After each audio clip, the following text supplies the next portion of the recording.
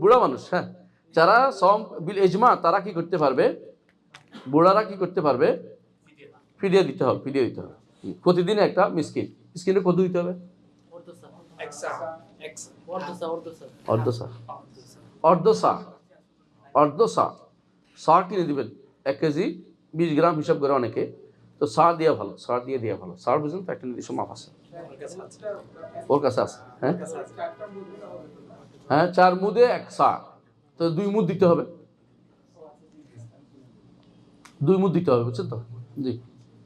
তাই আর যারা হামেল এবং মোর্দা, এটা শুনে একটু কষ্ট করে, হামেল গর্ভবতী মহিলা সে এবং যারা দুধ পান করায় সমস্ত মহিলা, তারা যখন নিজের অথবা যদি সন্তানের জানের ভয় করে, তখন সে কি করতে পারবে, সওম ভঙ্গ করতে পারবে।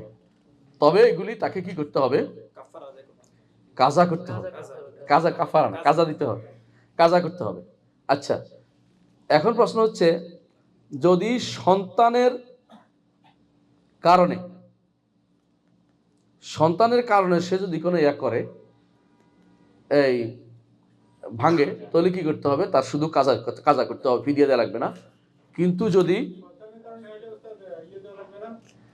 বলতেছি দুইটা আছে, একটা হচ্ছে সন্তানের কারণে নাকি নিজের কারণে।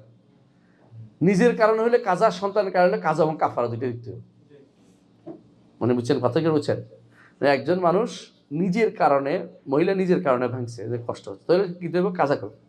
আর যদি কোনো নিজের এবং সন্তানের কারণে, তাহলে কি করতে হবে, কাজা এবং কাফারা দুইটা লাগবে, কাজা এবং কাফারা দুইটাই লাগবে।